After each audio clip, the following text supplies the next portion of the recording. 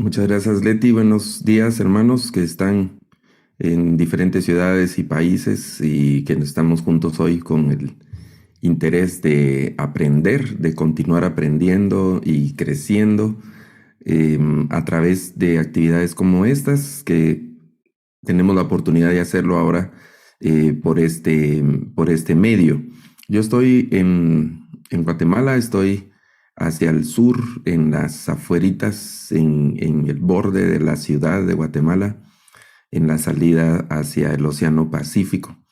Y aquí he vivido prácticamente toda mi vida y desde aquí el Señor ha permitido también que podamos movernos a diferentes lugares, siempre involucrados en el tema del servicio y las escrituras. Poco a poco vamos a ir, en estas 6 semanas que vamos a compartir, vamos a ir conociendo un poco también de todos ustedes, que siempre es interesante escuchar dónde viven, lo que hacen, el interés que tienen. En este curso que estamos iniciando hoy, de cartas generales, hay algunas instrucciones generales que vale la pena que tengamos en cuenta.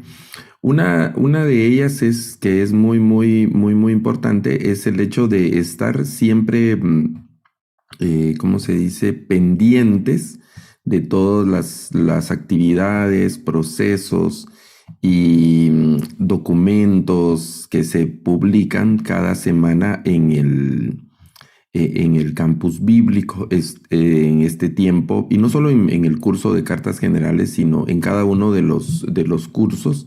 Es muy importante que ustedes tomen siempre un tiempo durante la semana para ver las distintas actividades que hay.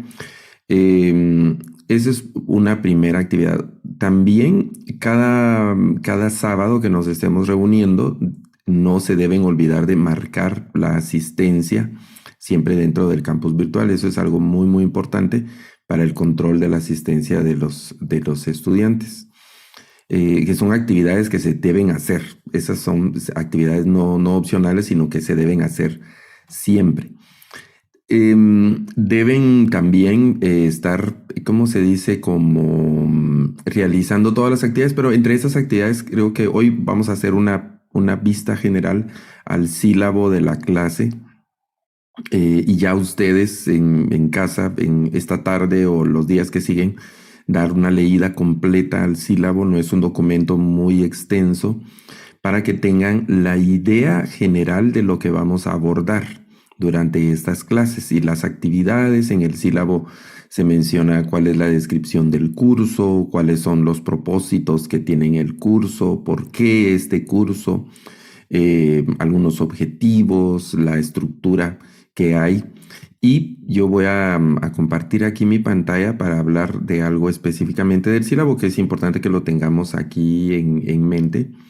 Es el tema bueno, yo creo que ustedes han tenido cursos anteriores y los sílabos son muy parecidos en cuanto a la estructura, aunque son particulares en cuanto al contenido, ¿verdad? Pero van a encontrar la fecha, el tema general de esa fecha, algunos de los subtemas, las estructuras metodológicas y las tareas que se tengan que realizar. En este punto yo quiero detenerme un momentito, porque, bueno, hay actividades y tareas. Por ejemplo, hay algunos videos que se sugieren de manera oficial dentro del diplomado bíblico para que ustedes puedan verlos. Son videos cortos y muy instructivos. Hay mucha información realmente en la red. Hay videos, hay infografías, hay artículos, hay, ¿cómo se dice?, blog, bueno, muchas cosas que son útiles y también algunas que no son tan útiles, y hay que tener cuidado con la información, pero uno va aprendiendo a discriminar esa información y a quedarse con lo bueno, como dice el apóstol Pablo en Primera de Tesalonicenses capítulo 5. Luego hay unas lecturas obligatorias que vamos a tener cada sábado. No es que las vamos a tener en el sábado, sino que van a ser lecturas que son de carácter obligatorio y que nos van a servir para la discusión de los temas. Por ejemplo, esta semana que estamos iniciando hoy, semana del curso, ¿verdad? Semana del diplomado que estamos iniciando hoy, la lectura obligatoria es la carta a los hebreos. Hoy vamos a hablar de la carta a los hebreos, la siguiente semana vamos a continuar hablando de la carta a los hebreos. Entonces es una lectura obligatoria. Quiero contarles que voy a dejar de compartir aquí un momento, que en diferentes ocasiones como profesor, siempre uno está poniendo lecturas de autores, de libros y de cosas a los estudiantes. Y yo he encontrado en diferentes grupos, ahorita recién nos estamos conociendo, pero desde hace ya algún tiempo he tomado la decisión, digamos, dentro de los cursos sobre todo como estos que son cursos cortos, que no tenemos tanto tiempo, de priorizar la lectura bíblica sobre otras lecturas. Yo he encontrado, les decía, grupos donde vamos a leer, por ejemplo, a Raymond Brown, vamos a leer a Joaquín Jeremías, vamos a leer incluso a Bultmann en algunos cursos que son más de orientación teológica. Nuestro curso no es tanto de una orientación teológica, pero les decía la experiencia que priorizamos a veces la lectura de estos grandes teólogos. Vamos a leer a Barth, su carta a los romanos, o sobre todo en cosas del Nuevo Testamento. Vamos a leer otras cosas. Y he encontrado que algunos estudiantes, yo me animaría a decir, sin tener un estudio formal hecho, pero me animaría a decir que más de la mitad de los estudiantes no tienen la experiencia de haber leído completo el Nuevo Testamento, o no haber leído ni siquiera las cartas. Vamos a hacer un estudio de la carta a los romanos y una buena parte de los participantes nunca han leído Romanos de manera completa. Entonces, la decisión tomada, sobre todo en cursos como estos, es vamos a priorizar la lectura bíblica. Y hay otras lecturas que se dejarán, pues obviamente como sugerencia, como opcionales. De hecho, en el sílabo hay una bibliografía. Voy a regresar al sílabo aquí a compartir. Hay una bibliografía hacia el final del sílabo. Voy a ir de una vez a esa área. No hay tantos libros referidos, apenas hay 10, pero dentro de estos libros también hay otra bibliografía encadenada y así. Por ejemplo, yo de manera introductoria sugiero este libro de Tinney, que es pues una introducción prácticamente, y es no una introducción teológica o doctrinal, denominacional, sino que es más bien una introducción histórica, geográfica, cultural que hace Tinney a todos los libros del Nuevo Testamento, empezando desde un panorama previo a los evangelios, del panorama greco-romano, que necesitamos comprender las características generales de ese mundo, digamos un par de siglos antes de Cristo, para tener en mente les decía, las características que están conformando el mundo donde surge el movimiento de la iglesia, los cristianos, y luego acercarnos, digamos, en los cursos de evangelios y esos temas, a Palestina, y luego volver a salir en el Nuevo Testamento, que el Nuevo Testamento nos saca del contexto de Palestina y nos lleva entonces por el mundo grecorromano nuevamente, ¿verdad? Al área oriental, al área occidental de ese mundo, hacia el noroccidente, ¿verdad? Buena parte del Nuevo Testamento se ubica en lo que hoy es Turquía, que en aquel tiempo se llamaba Asia, y luego se pasa a la Europa oriental, que es la parte de Grecia, ¿verdad?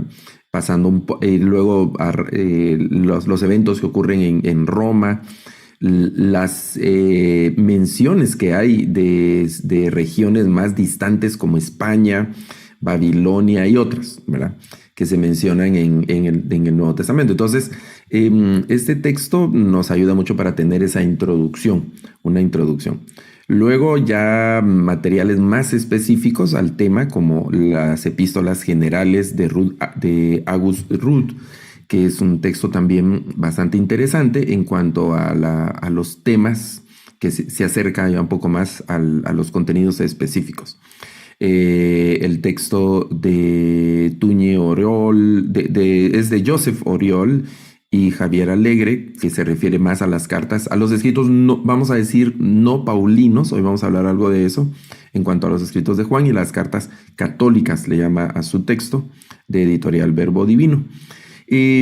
También en las sociedades bíblicas se ha publicado una serie de libros, son 3 tomos que se llaman Descubre la Biblia, donde hay, bueno, ahí se habla de muchas cosas porque son artículos, es un compendio realmente de artículos de especialistas de las sociedades bíblicas y algunas personas invitadas. Pero hay material en relación a qué es una carta, en relación a la Biblia, en relación al Nuevo Testamento, al idioma de la Biblia, al mundo de la Biblia, el contexto cultural del Nuevo Testamento que estábamos hablando. Entonces también va a ser un texto que nos va a servir mucho para tener esa comprensión de lo que rodea las cartas que estábamos platicando. Y así, por supuesto, el libro muy recomendado de Raymond Brown, de Introducción al Nuevo Testamento, el texto de Mark Powell, también como una introducción al Nuevo Testamento, y luego algunos textos en inglés para las personas que leen en inglés, como Letter of the Church de Karen Jobs, y también Interpreting the General Letters de Herbert Bateman, y así, ¿verdad? Una introducción a las cartas generales de New Testament, An Introduction for the General Reader de Oscar Cullmann, que es una de las voces teológicas autoritarias del siglo XX en cuanto al Nuevo Testamento. No puse acá al final lo de Barth, porque de Karl Barth, la literatura de Karl Barth tiene una literatura también muy específica, aunque se orienta más hacia la literatura paulina, la literatura de Barth, y la teología general de Joaquín Jeremías, que es un texto también, vamos a decir, regente y que va a ser siempre una referencia para la comprensión teológica del Nuevo Testamento en general. Nosotros, les decía, en nuestro curso nos vamos a orientar más hacia el contenido de las cartas, hacia el desarrollo histórico un tanto de las cartas. Obviamente no nos podemos abstraer al 100% de algunas discusiones teológicas, pero no va en ese sentido el curso, el tema de las discusiones de la teología presente en las cartas, aunque vamos a mencionar algunas de ellas. Nuestro curso lo vamos a estar orientando principalmente al desarrollo de lo que se ha llamado muy bien como teología bíblica de estos temas. Por supuesto, siempre vamos a estar haciéndonos preguntas, vamos a estar haciéndonos algunos cuestionamientos y algo vamos a comentar, ¿verdad? En ese sentido. Entonces, esta semana que estamos iniciando, voy a volver a compartir aquí mi pantalla, estamos revisando el sílabo. Es necesario que nosotros leamos la carta a los hebreos. Vamos a tomar la lectura completa. Son 13 capítulos de Hebreos y nos da chance durante la semana de leer más de una vez la carta. Esta es la carta más larga de las que vamos a estudiar. En este curso vamos a estudiar la carta a los Hebreos, vamos a estudiar Santiago, vamos a estudiar las cartas de Pedro, primera y segunda de Pedro, y la carta de Judas. Hay otro curso donde se estudian los escritos de Juan, que es el Evangelio de Juan, las cartas de Juan y el Apocalipsis. Entonces, nosotros no vamos a estudiar las 3 cartas de Juan, que también califican como cartas generales, ni el Apocalipsis, porque eso está dentro de otro tema, estudiando específicamente la literatura de Juan. Entonces, vamos a estudiar Hebreos, Pedro, Santiago y Judas. Son los temas que vamos a estudiar. Dos sesiones para Hebreos, 2 sesiones para Pedro, una sesión de Santiago y una sesión de Judas al finalizar este curso en la 6ª semana. Entonces, cada semana, eso quiero insistir al inicio de esta mañana, vamos a tener una lectura obligatoria. Esta lectura obligatoria debemos marcarla como realizada en un área en el campus bíblico. Hay que entrar al campus bíblico y aprender a navegar dentro de él. Si tenemos alguna duda, podemos platicar con nuestro coordinador nacional de algo que no entendamos muy bien del campus bíblico, o durante la clase de estos sábados podemos escribir en el chat o en algún momento de preguntas si algo no comprendemos o algo está pasando en el campus bíblico, y vamos a tratar de darle solución, por supuesto. Entonces vamos a leer, vamos a suponer que yo leo entre hoy, mañana y el lunes, leo Hebreos, y entonces voy a marcar como lectura completa. Tenemos la semana de clase, es decir, desde este sábado hasta el siguiente viernes, para leer la carta y marcar en el campus que ya la he leído. Alguien me decía en ocasiones anteriores que lo hicimos, pero ¿cómo va a tener usted la seguridad de que lo leyó completo? ¿Qué tal si alguien no leyó y solo lo marcó? Bueno, en en este tipo de actividades es una actividad que se basa en la confianza de los estudiantes y pues se lo digo con todo respeto, ¿no? Pero allá usted, si quiere mentir en ese puntito, ¿no? De no haber leído Hebreos y marcar como que está leído completo. No, léalo, ¿verdad? Aparte de que nos va a servir, etcétera, no es necesario que mintamos en actividades tan sencillas como estas, aunque tiene una importancia muy grande, pero es una actividad al final muy sencilla el tema de la lectura. Entonces vamos a leer de manera completa, ¿verdad? No vamos a hacer un resumen, no vamos a hacer ese tipo de cosas, no, por lo menos tenemos un par de actividades por ahí en las que sí vamos a tener que subir un documento o escribir en el campus bíblico, pero estas solo son lecturas. Luego están los foros, algunos, algunos foros. Bueno, aquí en la primera semana también hay unas preguntas que van a aparecer en el campus bíblico y solo son de marcar falso o verdadero. Está el enunciado y usted debe de analizar si es un asunto falso o verdadero y así marcarlo, ¿verdad? Bueno, están los foros también, hay algunos foros obligatorios, esto es decir, que se lanza un planteamiento y usted debe responder a ese planteamiento como una actividad obligatoria. Y luego vienen las siguientes lecturas de cada semana. La lectura tiene un valor en cuanto a puntos de 10 puntos en el caso de Hebreos, que es una carta muy larga, y luego las otras tienen un puntaje de 5 puntos. Y cada semana vamos a ir, ¿cómo se dice? Como explicando la actividad de la siguiente semana y así. Así que, por favor, voy a dejar de compartir acá. Les recomiendo mucho que cada semana estén pendientes de las actividades que están propuestas en el campus bíblico. Durante las clases vamos a tener una exposición de aproximadamente 50 minutos y luego nos vamos a detener a compartir, a dialogar en cuanto a preguntas y respuestas, comentarios que se hagan de la clase, del curso. Para esa dinámica, pues vamos a pedir que hay una forma en la página, aquí en la ventana de Zoom, como se levanta su manita, ¿verdad? Voy a hacerlo yo aquí en mi ventana ahorita, déjeme ver, para que usted pueda como levantar la mano, se dice, ¿verdad? Y ahora ya no la estoy encontrando la mía por aquí, ¿verdad? Para el tema de levantar la mano y mi ventana. Bueno, por ahí le va a aparecer a usted, déjeme ver, que no. Sí, gracias David, ya David está ahí. Sí, yo tengo configurado porque solo levanto aquí mi mano en la frente a la cámara y la cámara creo que va a reconocer ahí levantar la mano. Entonces puede hacerlo de esa forma o ahí puede abrir su cámara también y levantar la mano así físicamente. Entonces yo voy a decir, vamos a oír a Andrea, ¿verdad? Vamos a oír a Samuel Linares o a Cindy o a David Barul que nos ayudó hoy. Y entonces ya les van a abrir su micrófono y poder comentar. Otra forma es que durante la clase puede escribir su pregunta en el chat. Y entonces en algún momento por ahí yo voy a leer el chat y de esa manera vamos a interactuar. Yo sugiero que todas las preguntas se pudieran escribir en el chat porque eso ayuda también a que quede en el registro de la sesión la pregunta que se hizo. De todas maneras también queda la grabación que se comparte después, que esa sería de la última actividad que quiero mencionar antes de entrar ya en detalle del curso, es que pueda usted durante la semana volver a ver la clase, por lo menos una vez más, ¿verdad?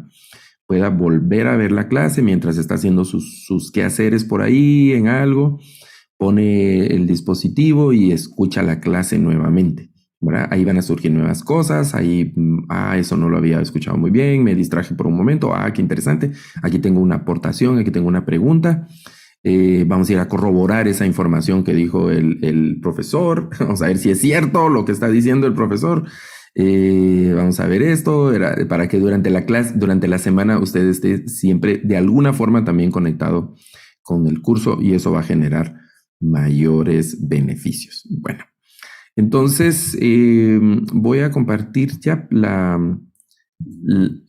presentación de la clase de hoy para que iniciemos formalmente nuestra clase.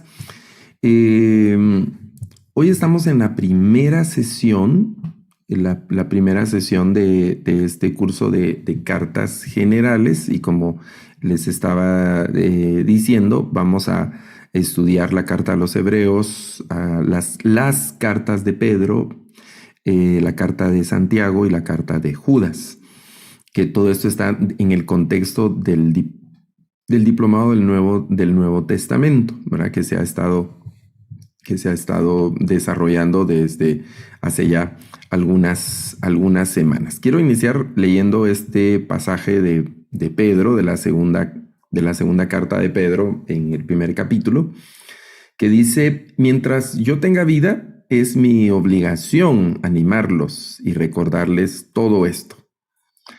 También debo esforzarme para que después de mi partida ustedes puedan tener siempre presentes estas cosas que menciona Pedro en la segunda carta, capítulo 1, del verso 13 al 15.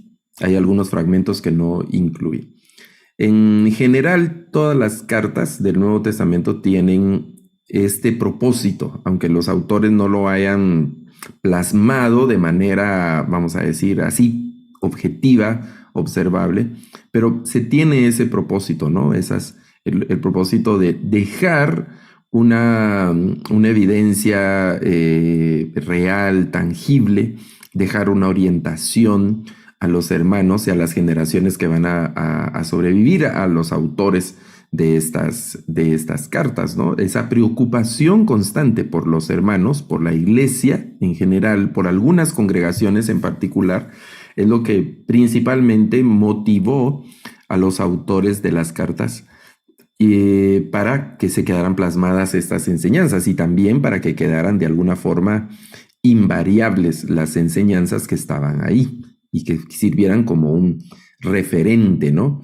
La predicación oral, pues fue útil y sigue siendo útil, pero tiene un peligro, ¿no? Y el peligro son las variantes conforme va ocurriendo. Hay variantes entre los textos. En las tradiciones orales también las variantes eran importantes y había como mayor riesgo de que se perdieran con el fallecimiento abrupto, digamos, de una persona que portaba esa tradición. Pero de eso vamos a ir hablando. Entonces, las cartas en general fueron siempre y siguen siendo hasta nuestros días, solo que en formatos distintos, digamos, pero se encontró en las cartas la oportunidad de que formaran un medio, aunque muchas de ellas no fueran precisamente, no como un tratado literario propiamente, pero sí de comunicar información entre dos personas, dos grupos de intereses afines, ¿no? Familiares, políticos, militares, religiosos, etc. Un remitente y destinatarios que eran reales, ¿verdad? Y que obviamente estaban separados por una distancia.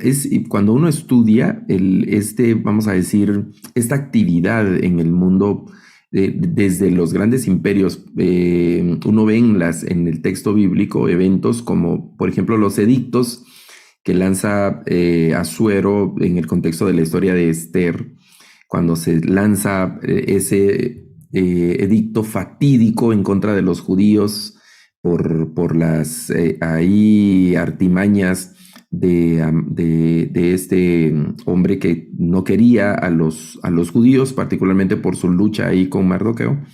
Se va a todas las provincias y mandan mensajeros a todas las provincias con escritos sellados por el rey.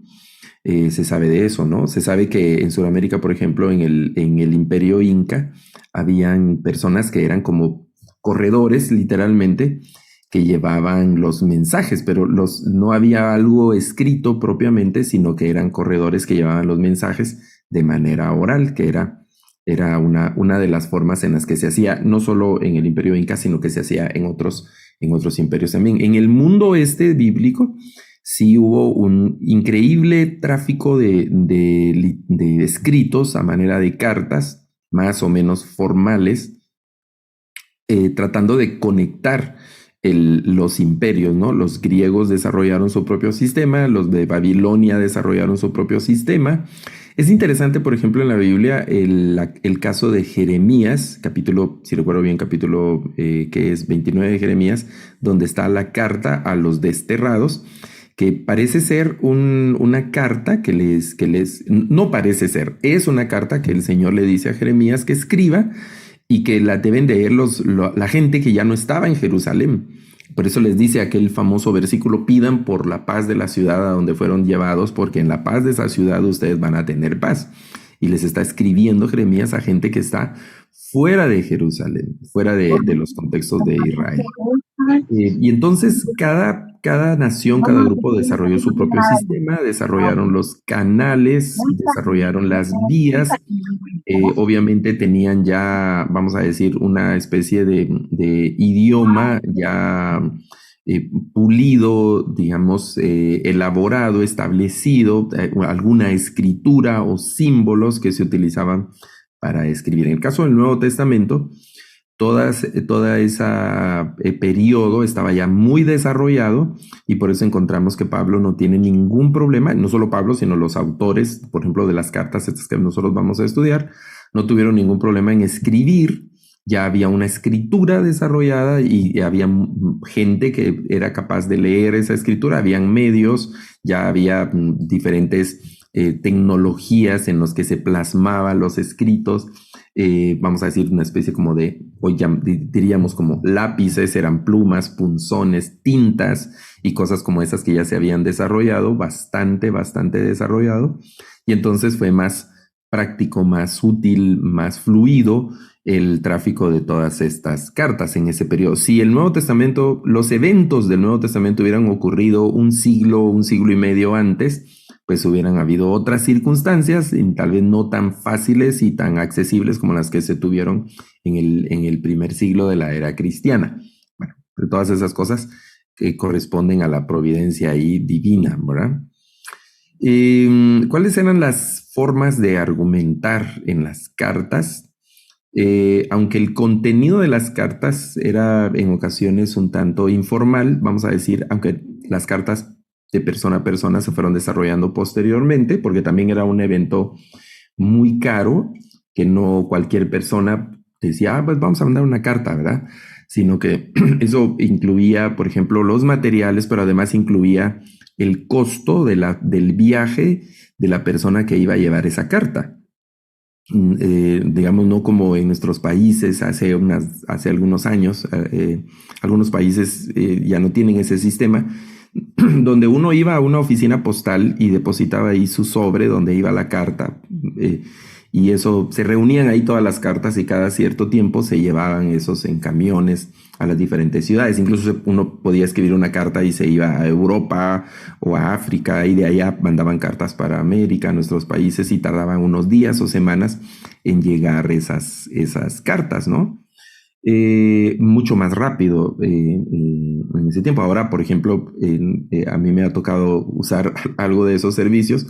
Uno pone por ejemplo, la otra vez recuerdo que yo estuve trabajando con misioneros coreanos y necesitábamos una comunicación urgente con unas instituciones en Corea, en Seúl, y yo estoy en Guatemala, y entonces pusimos un sobre con una documentación que tenía que entregarse en menos de 24 horas. Y entonces pagamos un servicio de Courier Express que están presentes en la mayoría de países del mundo, y en menos de 24 horas llegó ese sobre a Seúl. Fue una cosa impresionante porque teníamos que hacer llegar esa papelería de manera física. Pues ahora nosotros ya sabemos que están los correos electrónicos, las aplicaciones de mensajería instantánea y uno puede mandar documentos en diferentes formatos, ¿no? PDF, imágenes, fotos, videos y bueno, tantas cosas que es muchísimo, muchísimo más inmediato. El tema de las cartas incluía pues un periodo considerable y también un costo bastante considerable para el tema de la entrega de esas cartas. En cuanto a la redacción, las cartas que se encuentran en el Nuevo Testamento de aquel tiempo y en el contexto, no solo las cartas que están presentes en el Nuevo Testamento, sino otro tipo de correspondencia que se ha encontrado, particularmente tenían tres tipos de argumentación. La argumentación legal o la argumentación forense, que tiene que ver con asuntos de política, declaración y deliberaciones de asuntos legales, de justicia, de juicios, una serie de cosas como esas. Luego también las argumentaciones deliberativas, donde se explica, donde se expone, donde hay exhortaciones. Mucho del Nuevo Testamento, de las cartas del Nuevo Testamento, van en este segundo punto en particular, aunque hay algo de la argumentación legal, por ejemplo, cuando Pablo compara la gracia y la ley en Romanos, toca algunos aspectos que son de esa índole jurídico-religiosa para los israelitas, para cuando él está dilucidando esos temas en cuanto a la ley, los gentiles y esas cosas. Principalmente las cartas giran alrededor de este segundo punto porque van exponiendo cosas y enseñando cosas, estableciendo principios, estableciendo las bases fundamentales de la doctrina, de la teología que los hermanos debían de comprender, de creer, exhortando sobre todo a un buen testimonio. Mucho de las cartas generales tienen esa exhortación, no en el sentido de regaño, aunque hay un poco de eso, pero más en el sentido de ánimo, en el sentido de despertar el que se dice como el juicio, la conciencia, ¿sí? Y algo también de la argumentación epidíctica, que es la argumentación de una especie de señalar lo bueno y señalar lo malo. Esto está bien, lo felicitamos, lo elogiamos, y esto es lo malo, hay que censurarlo, hay que limitarlo, hay que prohibirlo, hay que detenerlo. Algo de eso también está presente en las cartas. Luego el formato general de las cartas, obviamente es un formato, vamos a decir, como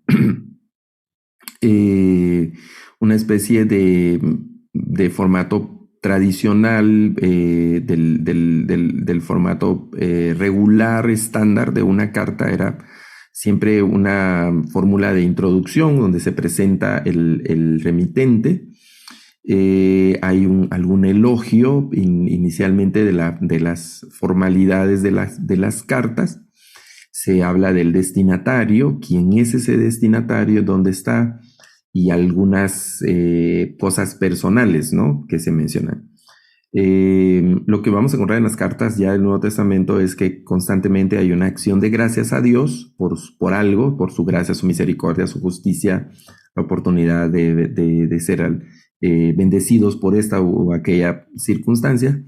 Luego viene la parte central de la carta, que es el cuerpo de la carta, donde están los temas que se van a tratar. Lo importante de la carta no es el saludo, aunque es parte de la formalidad, pero sí el cuerpo de la carta, donde se detallan los temas de mayor interés, ¿verdad? Todo lo primero es el protocolo, pero el centro de la carta va a ser ese cuerpo. Y luego viene la fórmula de conclusión. Personas como Pedro, como Pablo, por ejemplo, o Juan, que escriben constantemente, desarrollan un estilo en particular para introducir la carta y para finalizar la carta también. Eso es algo bien interesante. Luego, entre los propósitos generales de las cartas está el tema de, aquí no están en orden de prioridad, sino es un listado nada más. El de hacer discípulos. Encontraron los autores del Nuevo Testamento encontraron una estrategia de discipulado a través de las cartas, con personas distantes, ¿no? No podían estar en todos lados, y entonces las cartas era un medio a través del cual podían ellos asegurar la enseñanza. Hay un ministerio aquí en Guatemala actualmente que tienen una estrategia que me ha parecido interesante, ¿no? Y parece que a ellos les ha funcionado muy bien. Hace algunos años establecieron una iglesia, ellos le llaman puntos, ¿verdad? Le establecieron una iglesia en un templo y luego el ministerio empezó a crecer y abrieron otros puntos, así regularmente así le han llamado. Y vamos a decir como algo muy característico cuando empezaron en la ciudad de Guatemala es que no construyeron templos, sino que empezaron a rentar salones y principalmente salas de cines los domingos en las mañanas para hacer las reuniones. Pero lo que les decía pensando en este ministerio ahora por las cartas es que ellos empezaron a transmitir la predicación. Entonces, por ejemplo, yo estoy en el punto Roosevelt, por ejemplo, y la predicación físicamente, el predicador físicamente está en otro punto, digamos punto, no sé, frutal o algo que no recuerdo todos los nombres de todos los puntos que ellos tienen, porque tienen ahora bastantes y ahora están distribuidos en todo el país. Y entonces alguien físicamente está predicando en una congregación y transmiten y simultáneamente están transmitiendo la predicación en diferente lugar, ¿no? La misma predicación obviamente en vivos, de manera sincrónica, solo que ya el predicador, pues obviamente no está de manera física en todas las congregaciones, sino que transmiten la predicación y la están viendo desde una pantalla. Bueno, ese es un sistema que los hermanos están utilizando. En aquel entonces, los apóstoles enviaban las cartas, ¿verdad? Y la carta tenía la autoridad como si los apóstoles estuvieran ahí, ¿verdad? Pedro escribía y cuando se leían sus cartas, pues era como que si Pedro estuviera en persona hablando literalmente, solo que alguien más estaba leyendo la carta. Había un diálogo entre el remitente y los destinatarios, se hacían preguntas, ¿no? Obviamente no eran de respuestas inmediatas, pero se hacían preguntas. Se utilizaban para confirmar y reafirmar enseñanzas, todas estas cartas. Se emitían algunas especies como de cartas de recomendación, donde quienes portaban esas cartas eran como su presentación, ¿no? Para que pudieran tener acceso y que pudieran ser como representantes oficiales de los apóstoles y así. Ya en la discusión de las cartas también se usaron para corregir errores doctrinales y algunos problemas de disciplina dentro de las congregaciones. En ese sentido, por ejemplo, el cambio de tono entre la primera carta de Pedro y la segunda carta de Pedro es bien interesante. En cuanto al cambio de tono, el tema de corrección de doctrina, parece ser más la primera carta, asuntos disciplinarios a los que Pedro apela, y la segunda carta de Pedro tiene que ver más con temas doctrinales que Pedro está advirtiendo. Eso en una primera impresión. Ya vamos a hablar de las cartas de Pedro, entonces luego vamos a entrar más en detalle de eso. Y obviamente la parte del consuelo, el consejo, la orientación general en el sentido del pastoreo. En mi opinión, el principal carácter y la principal razón de ser de las cartas fue precisamente ese afán pastoral de los autores, con tal de que los hermanos estuvieran atendidos de una manera específica, especial, con el tema de las cartas, ¿no? Claro que se desarrolló la estrategia de establecer líderes locales que estuvieran mucho más accesibles de manera casi inmediata y de lugar para que la gente tuviera un acceso directo con su liderazgo y no esperar meses a que llegara la carta del apóstol, sino que tuvieran esos líderes. Pero siempre yo estoy tratando de trasladarme a ese momento donde se recibía una carta apostólica en mi iglesia que estaba por allá, y la emoción de tenemos una carta del apóstol y la vamos a leer este día en la reunión. Entonces la atención de prestar, la emoción de estar prestando atención a la lectura de la carta y vuelvan a leer ese pedacito, por favor, vamos a ver. Y mire, dice el apóstol aquí, hermanos, por favor, pórtense bien, no hagan esto, no hagan lo otro. Y hasta, no sé, déjenme imaginarme que tal vez hasta algún padre de familia le decía a sus hijos, ¿verdad? A veces como cuando estamos en la iglesia oyendo un mensaje, una prédica y diciéndole, ¿verdad? O los esposos que se imaginan leyendo la carta de Pablo, ¿verdad? A Efesios. Los esposos deben amar a su esposa, que no sé qué, y siempre hay alguna esposa que codea al esposo oyendo el mensaje, ¿verdad? estás oyendo, ¿verdad? Eso es para ti. Cosas como esas, no sé, eso los estoy imaginando, el tema del afán del pastoreo, entre otros temas. Ya más específicamente nosotros vamos a estudiar las cartas generales, pero estas cartas también han sido llamadas cartas católicas, las cartas católicas. La palabra católico generalmente se ha traducido como universal. Entonces podríamos llamarle las cartas universales. No llamamos católicas, sino que se llaman como cartas generales. Y hace referencia a que no van dirigidas a un destinatario específico, aunque por ejemplo la primera carta de Pedro menciona diferentes regiones, pero no específicamente a una ciudad o a un grupo de personas o a una persona, como es por ejemplo la carta de Pablo, que es la diferencia con las cartas generales y las cartas paulinas, que Pablo sí dirige sus cartas a una persona en particular, a los romanos, ¿verdad? Aunque esa denominación pareciera muy similar a los hebreos, por ejemplo, ¿verdad? A los romanos, a los hebreos, aunque de los hebreos, en un paso adelante, no tenemos certeza del autor de la carta. Y por eso generalmente la vamos a clasificar como carta general, por el hecho de no tener el conocimiento específico ya concreto del autor. Entonces, las cartas generales van dirigidas a una región. De hecho, algunas ni siquiera sabemos con exactitud a quiénes iban dirigidas esas cartas.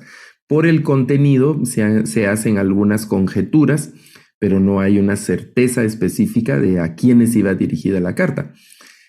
Conocemos el autor, pues entonces no se habla del destinatario, sino del autor. Las cartas de Pedro, ¿verdad? La carta de Santiago, las cartas de Juan, la carta de Judas, aunque no sepamos el destinatario. No se menciona, no se consigna en ninguna parte de la carta. Parecen más bien dirigidas a los cristianos en general, ¿verdad? De ahí cartas generales. Algo interesante de estas cartas en cuanto al ordenamiento del Nuevo Testamento, finalmente quedó ya ordenado. Nosotros tenemos ya un orden de las cartas que hemos recibido desde hace muchos siglos.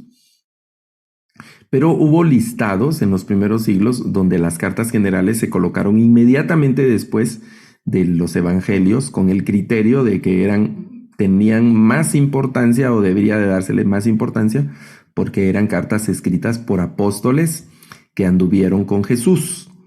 Y no tanto en tercer lugar, vamos a decir, las cartas de Pablo, porque Pablo fue un apóstol posterior al ministerio terrenal de Jesús. Fue un criterio que después se cambió y se reorganizó el Nuevo Testamento de la manera como nosotros lo tenemos el día de hoy.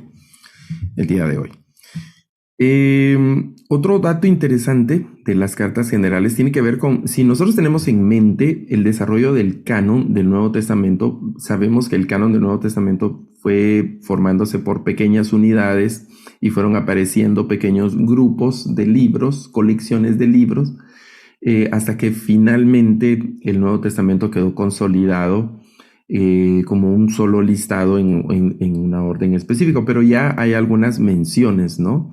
Parece ser que hacia finales del primer siglo ya circulaba un corpus paulino, que eran todos los escritos que se empezaron a engrosar ese corpus paulino, todas las cartas del apóstol Pablo. Sabemos que hay algunas cartas de Pablo que no se sabe realmente qué pasó, y hay algunas hipótesis, como por ejemplo la carta a la Odisea, que menciona Pablo en Colosenses capítulo 4. No tenemos en el Nuevo Testamento una carta que sea la carta de la Odisea. Tenemos las otras cartas. Algunos conjeturan que pueda ser la carta a los Efesios y hay algunas conjeturas, ¿no? Conclusión, no tenemos la carta a la Odisea. Pero parece ser que la mayoría de escritos de Pablo circulaban o empezaron a circular en algún área de manera conjunta. Justino Mártir menciona hacia la mitad del siglo II las memorias de los apóstoles, haciendo referencia a lo que más adelante se conoce como los Hechos de los Apóstoles. No sabemos exactamente el contenido, si era los 28 capítulos que tenemos de Hechos. sino o que era alguna parte de Hechos que se tenía, no lo sabemos con exactitud, pero Justino Mártir lo menciona hacia la mitad del siglo segundo, las memorias de los apóstoles, que es el libro de los Hechos que nosotros tenemos hoy.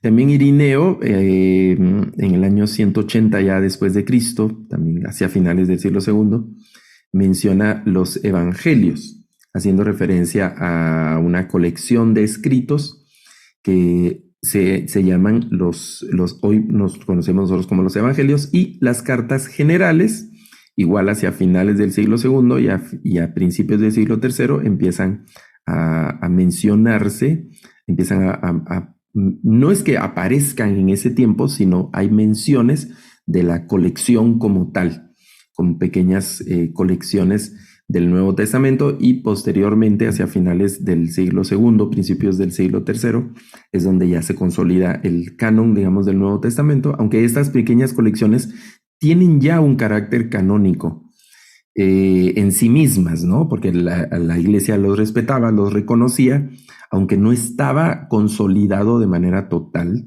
el Nuevo Testamento como unidad, digamos, ¿verdad? En ese sentido. Bueno, ¿cuáles son estas cartas generales? Y luego aquí nos vamos creo que voy a avanzar un poco más y luego nos vamos a detener a conversar. Son las epístolas del Nuevo Testamento que no se le atribuyen al apóstol Pablo. Estas son una caracterización, una forma de llamarlas. También son cartas que no tienen un destinatario en particular, que era lo que estábamos diciendo. Son hebreos, y aquí hay unas marcas que vamos a hablar de hebreos. La carta de Santiago, las cartas de Pedro, las cartas de Juan, Judas y Apocalipsis. El libro de Hebreos tiene una cosa interesante porque tiene un destinatario, ¿no? Los hebreos. Pero no sabemos el autor, no conocemos el autor. Hay algunas hipótesis, hay algunas propuestas y candidatos, pero no hay certeza completa todavía de quién haya escrito la carta, ¿no? Puede ser que nosotros tengamos nuestro, ¿qué se dice? Nuestro candidato, tengamos un candidato. Yo creo que fue fulano, ¿verdad? ¿Y por qué? Porque, no sé, yo siento que fue fulano. O tal vez tenemos algunos argumentos que son los que se han estudiado, les decía, por siglos también, sin llegar todavía a una conclusión. Y luego la carta de Apocalipsis, que sigue siendo como una carta de Apocalipsis, pero con características totalmente diferentes a todas las del Nuevo Testamento, a todas las demás cartas del Nuevo Testamento, y que se le atribuye al apóstol Juan. Hablemos un poco en cuanto a proporciones, y luego eso nos vamos a detener. Proporciones del contenido en el Nuevo Testamento. Y aquí tomo de referencia a los escritos de Pablo. Pablo parece ser es el autor con mayor presencia en el Nuevo Testamento.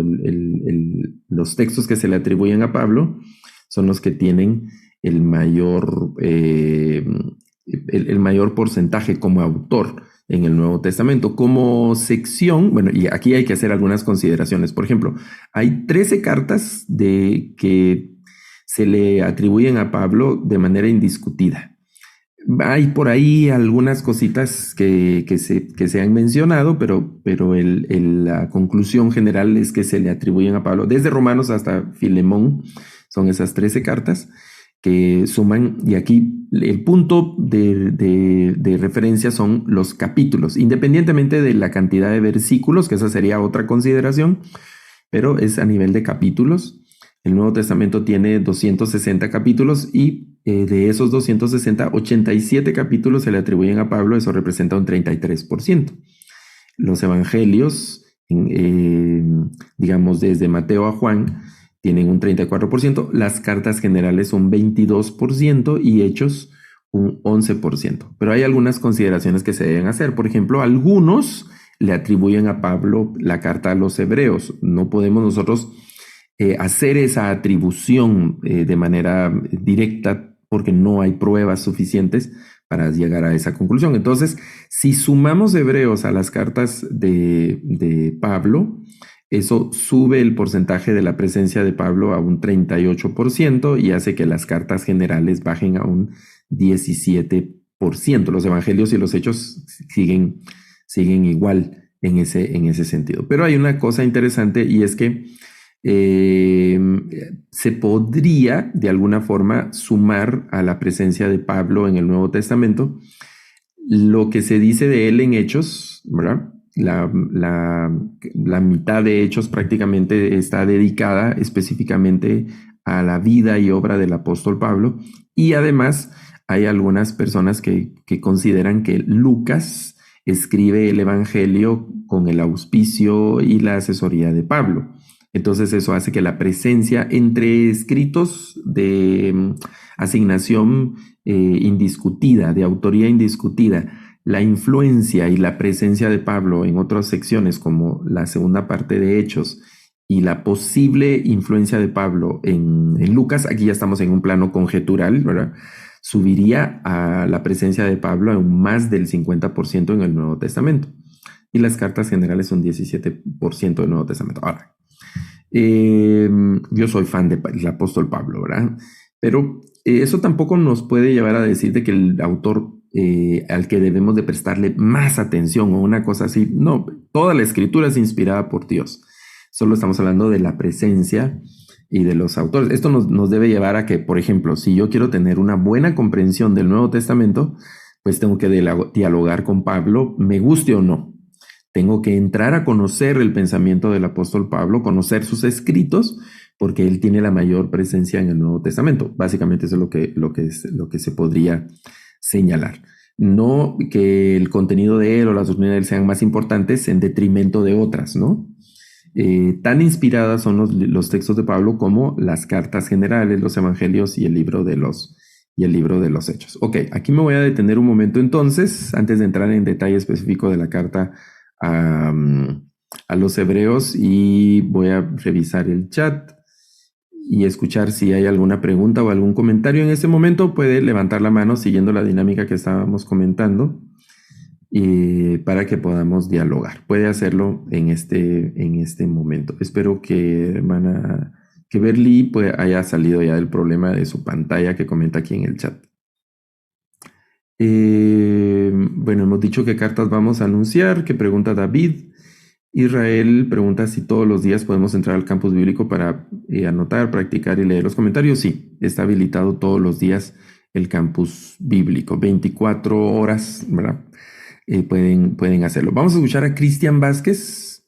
Cristian Vázquez, intente abrir su micrófono. Cristian, bienvenido. Hola, buenos días. Sí, profesor, mi consulta es acerca del tipo de cartas que está en el Nuevo Testamento. Si es que era normal o si es que fue normal en ese momento que sean tan extensas o si fue algo fuera de lo común. Gracias. Gracias, Cristian. Era normal vamos a decir, la extensión. No hay como bueno, no había en aquel tiempo una como norma de cartas extensas. Básicamente se trataba creo yo, que se trataba de aprovechar la comunicación para agotar hasta donde fuera posible el tema que se estaba tratando, pensando en que no se escribían cartas todos los días, ¿no? Y no se escribían cartas ni siquiera cada semana, sino que era algo que probablemente se hacía una o dos veces, esa comunicación entre los destinatarios en la vida. Entonces era un tema que se trataba de aprovechar. Los otros escritos que se encuentran son más o menos esas mismas extensiones entre las comunicaciones que se dan. Mini libros, vamos a decir hoy, para comentarlo de esa forma, ¿no? Cartas largas como las cartas a los Corintios, por ejemplo, ¿verdad? La carta a los Romanos, que es un solo tomo. Se han tratado de encontrar o decir que se escribió como en dos partes, pero esas hipótesis y teorías no tienen sustento, no han hallado sustento, y entonces la conclusión es decir, Pablo escribió Romanos de principio a fin de una sola vez y se fue esa carta tan larga en un solo tomo, igual las cartas a los Corintios, ¿no? Y luego las otras cartas del Nuevo Testamento parecen tener una extensión más sensata, digamos, menos extensa, y guardan más o menos un promedio, y otras cartas que son muy puntuales, más directas, como la carta a Filemón, ¿verdad? Las cartas de Juan, que solo tienen un capítulo, o Judas, que son cartas mucho más cortas, ¿verdad? Parece ser el promedio de las cartas, quitando esa presión de Romanos y de Corintios, más o menos en unos 4 capítulos, el promedio de cartas del Nuevo Testamento. Cuando ponemos ya Romanos y Corintios, el promedio se nos alarga casi a 8 capítulos, porque son cartas muy grandes, la de los Corintios, que pasan de 10 capítulos, y la de Romanos, que tiene 16, ¿verdad? Que son como excepciones de estas cartas. Luego los evangelios, algunos han mencionado que parecen tener una estructura de carta, pero no encaja totalmente en carta. Entonces llamaríamos a los evangelios ya como libros, tratados, que salen de ese contexto de cartas, aún con la introducción que hace Lucas, que tiene el protocolo de una carta en Hechos y en Lucas, pero no llega a ser precisamente una carta como tal, sino que se constituye como un tratado, como un libro específicamente, ¿no? Por la extensión que tiene. Y luego el caso de Apocalipsis, que decía que también, aunque tiene el inicio una estructura de carta igual, no llega a ser totalmente una carta en el contexto, en la naturaleza de las otras que tenemos en el Nuevo Testamento. ¿Ok? Bueno, Cristian, Edgar pregunta, cuando se dice en el chat que la escritura es inspirada por Dios, dice que un catedrático decía que no necesariamente se trataba de que el Espíritu Santo ingresaba en la mente de los escritos. Quizá es posible ampliar la idea. Bueno, Cristian, o Edgar García, que somos compatriotas de Guatemala. Bueno, Edgar, el tema de la inspiración de Dios para los autores es un tema misterioso, ¿no? Porque la inspiración de Dios no anulaba el intelecto de los autores. Sobre todo estas cartas en el Nuevo Testamento, a excepción de Juan, creo yo, y probablemente Juan en el Apocalipsis, particularmente en el Apocalipsis, y tal vez los evangelistas tenían la conciencia de estar escribiendo cosas eh, casi que dictadas por Dios. Principalmente Juan en el Apocalipsis, que el Señor le decía, escribe. Todos los demás escribían no con el pensamiento de que estaban escribiendo algo inspirado por Dios y que menos fuera a ser considerado más adelante en la iglesia como libros sagrados, tan inspirados como los del Antiguo Testamento. Por eso yo he dicho que si hoy, por ejemplo, resucitara Pedro o Santiago y vieran que sus cartas nosotros las tenemos con el mismo valor con la que leemos Deuteronomio o que leemos Isaías o esos libros, les vuelve a dar algo ahí a los pobres apóstoles, ¿verdad? Y casi que no sé si nos llegarían a considerar tal vez herejes o no sé por sus escritos, porque ellos no escribieron con ese afán, jamás pensaron que sus textos se iban a llegar a ese nivel. Ellos escribieron conscientemente tratando de alentar a los hermanos, de exhortar a los hermanos, de regañar a los hermanos, de enseñarles algo nuevo, de advertir esas cosas.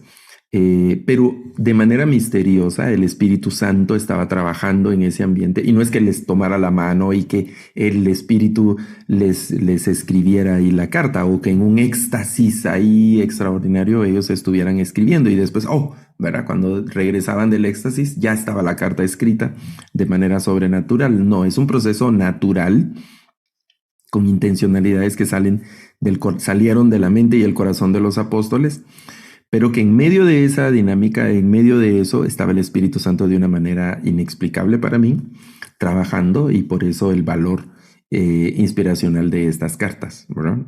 ¿Qué es lo que Pedro dice al final del primer capítulo, en la segunda carta, donde dice: los santos hombres de Dios, pensando él en escritos del Antiguo Testamento, fueron llevados por el Espíritu Santo? Ninguna profecía viene del carácter personal, menciona esa parte en segunda de Pedro, sino que los santos hombres de Dios fueron llevados, y la palabra que utiliza ahí en griego tiene que ver con digamos, la imagen que yo me imagino es como de la mano, ¿verdad? Llevados, como guiados, otras versiones traducen impulsados, motivados, e incluso algunas traducciones han puesto inspirados por el Espíritu Santo, aunque la palabra que aparece en Pedro es diferente a la palabra griega que utiliza Pablo cuando dice que toda la escritura es inspirada por Dios, cuando le dice a Timoteo, pero que tienen ese mismo contexto, ¿no? Ese pasaje de Pedro, al final del segundo capítulo, habrá que conectarlo con lo que menciona Pablo a Timoteo en la carta a Timoteo, donde le habla de la inspiración de las escrituras, que menciona la pregunta que hace Edgar. Vamos a escuchar a Cindy Martínez. Bienvenida, Cindy. Le escuchamos con su pregunta.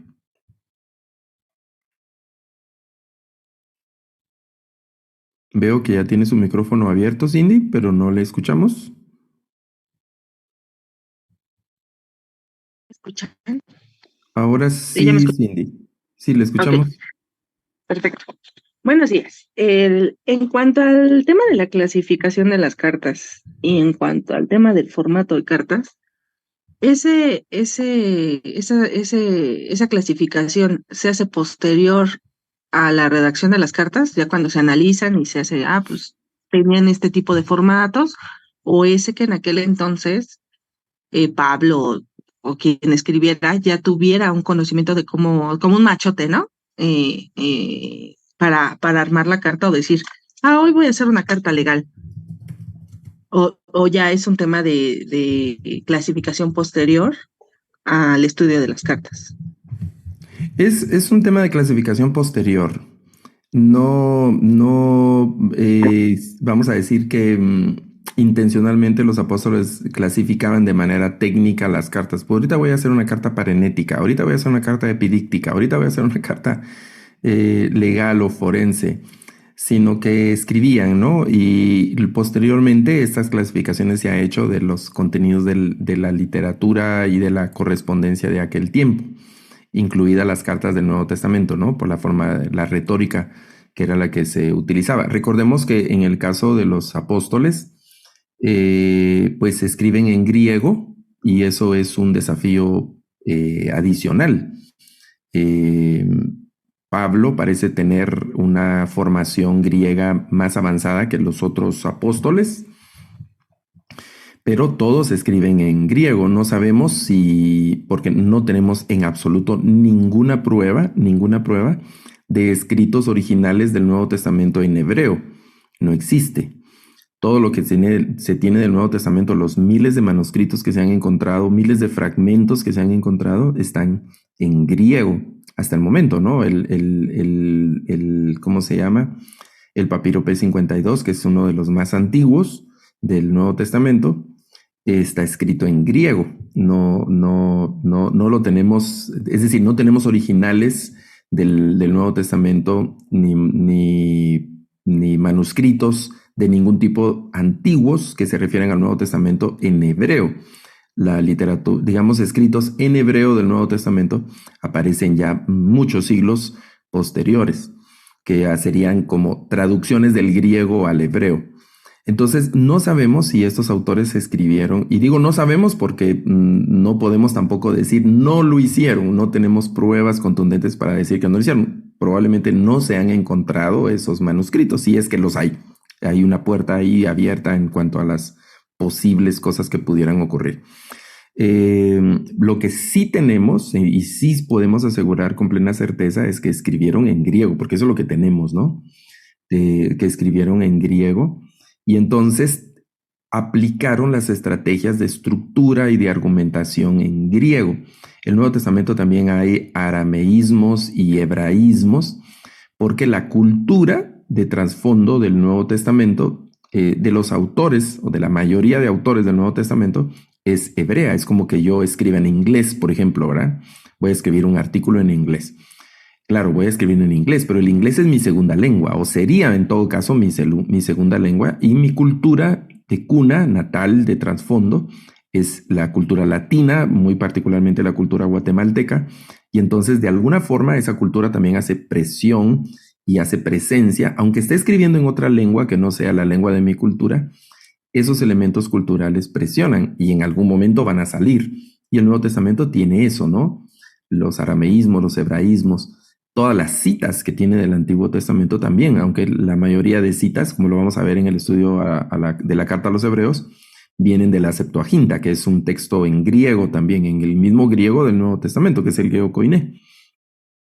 Pero hay una presencia de eso, ¿no? Entonces esas clasificaciones vienen a posteriori en cuanto a la forma de escribir, la estructura de escribir que se hacía, adaptando los autores del Nuevo Testamento esos escritos a las estrategias propias de la época, del momento, ¿no? Yo creo que todos, bueno, la mayoría de nosotros en nuestras comunicaciones en WhatsApp, por ejemplo, hemos usado alguna vez algún dibujito, ¿verdad? Esas caritas o muñequitos, los emojis que se llaman, ¿verdad? Los hemos dibujado o los hemos mandado alguna vez, o por lo menos esos dibujitos de una manita así, ¿verdad? Que se mandan en WhatsApp. Esa es una forma de comunicar entre nosotros hoy, ¿verdad? En las redes sociales, en las comunicaciones instantáneas como WhatsApp, por ejemplo, Twitter, otras que hay, que se usan, los emojis, el lenguaje no verbal, ¿verdad? Que sean una carita feliz, una carita triste, o las manos, los gestos y dibujitos, esas cosas, que es la forma en la que nos comunicamos hoy. En aquel tiempo habían formas también, entonces los apóstoles se comunican de manera escrita, recuerden que estamos hablando de algo escrito, se comunican de esa manera de las estructuras de aquel tiempo. Muy bien, vamos a escuchar a Claudio. Bienvenido, Claudio. Gracias, profesor. Buenos días.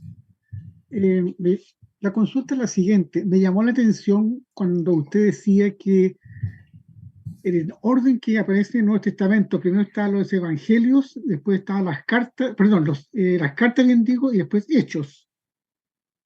Así era, ¿no?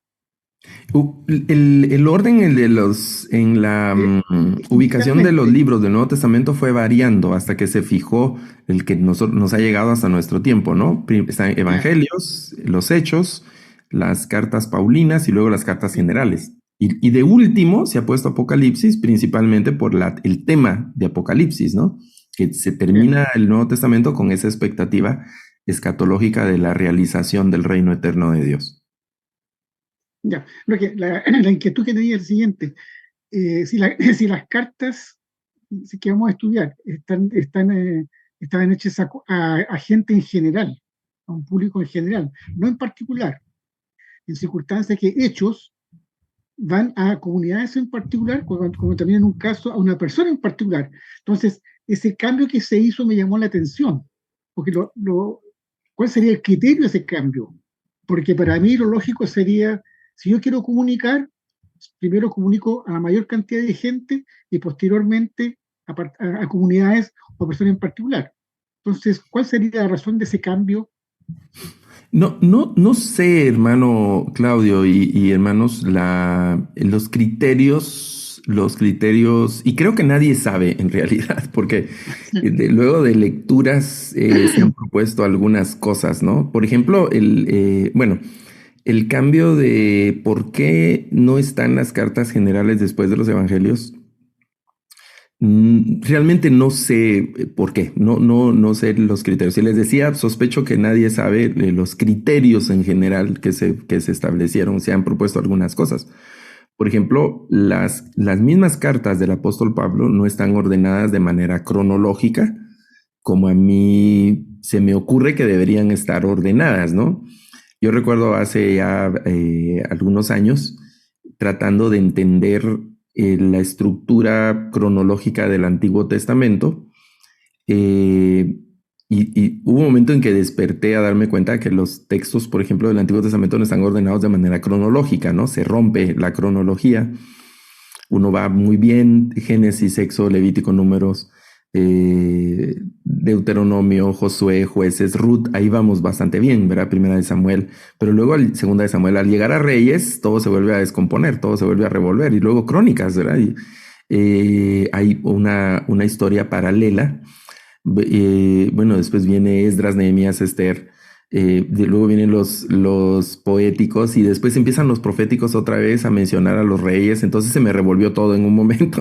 Yo estaba tratando de ordenar cronológicamente el Antiguo Testamento y es un esfuerzo que vale la pena hacer. Ahora ya tenemos muchas ayudas, hay líneas del tiempo y esas cosas, pero los criterios de ordenamiento han sido distintos, ¿no? Y parecen tener más congruencia los criterios del Antiguo Testamento que los mismos criterios de ordenamiento del Nuevo Testamento. Les decía, por ejemplo, ¿por qué no ordenaron de manera cronológica las cartas de Pablo?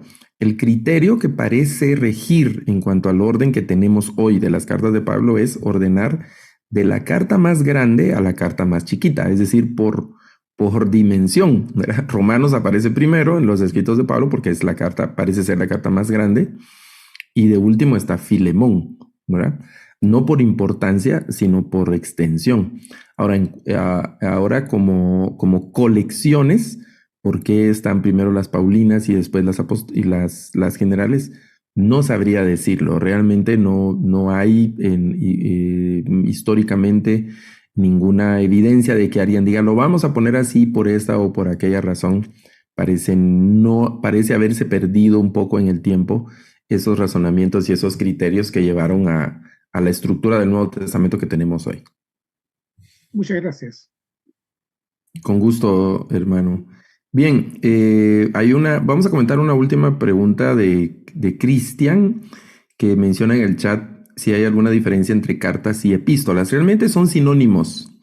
Son sinónimos, no hay, se han dicho algunas cosas de alguna diferencia en epístola y carta, y algunos han mencionado alguna como un nivel de literario o de contenido mayor de las epístolas o la carta, pero en realidad son sinónimos, 100% sinónimos, y por eso es que sin ningún problema podemos llamarles de las dos formas, ¿verdad? Y por ahí dicen algún chiste, ¿no? De que las epístolas eran las esposas de los apóstoles, dicen, pero esa es otra cosa, ese es un chiste, ¿verdad?